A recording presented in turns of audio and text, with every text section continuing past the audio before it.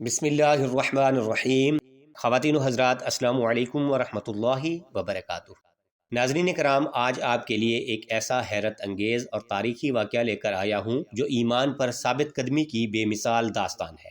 یہ واقعہ تاریخ اسلام کے عظیم محدث اور فقیہ حضرت امام احمد بن حنبل رحمۃ اللہ علیہ کی آزمائش اور ان کے بے مثال صبر کا ہے۔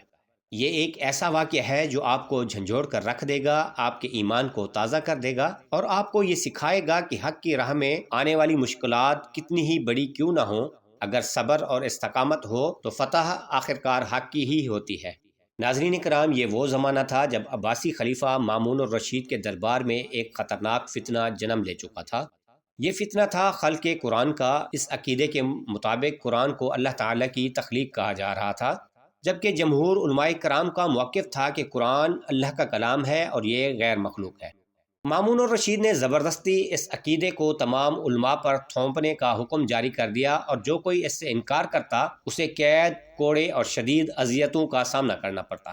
کئی بڑے علماء کرام اس آزمائش میں گر گئے، بعض نے دباؤ میں آ کر موافقت بھی کر لی، لیکن حضرت امام احمد بن حنبل رحمۃ اللہ علیہ ایک ایسے مرد حق تھے جو ہر ظلم سہنے کے باوجود اپنے موقف پر ڈٹے رہے۔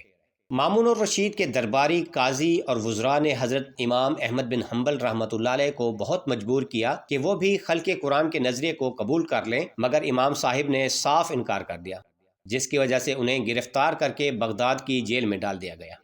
مامون الرشید کی وفات کے بعد اس کا جانشین معتصم بھی اس عقیدے پر عمل پیرا تھا۔ اس نے امام احمد بن حنبل رحمۃ اللہ علیہ کو دربار میں طلب کیا۔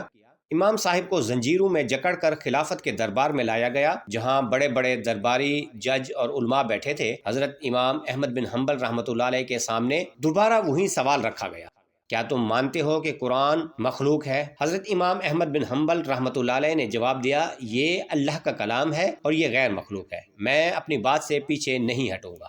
امام صاحب کا جواب سن کر خلیفہ معتصم کو غصہ آ گیا اور اس نے حکم دیا کہ امام احمد کو سر عام کوڑے مارے جائیں۔